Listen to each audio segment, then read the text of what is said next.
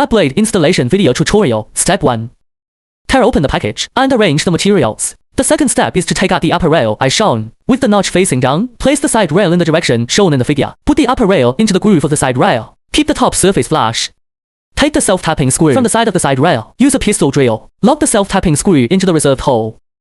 Fix it. The installation method on both sides of the side rail is the same. The upper rail is installed.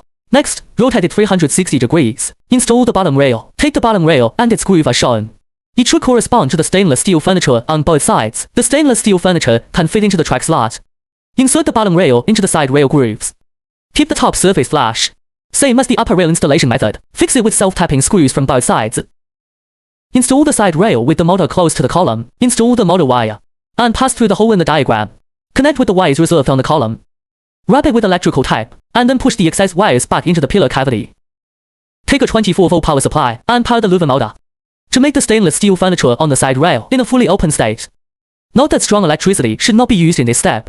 Install the blade. Place the groove side of the blade downwards. Align it with the stainless steel furniture.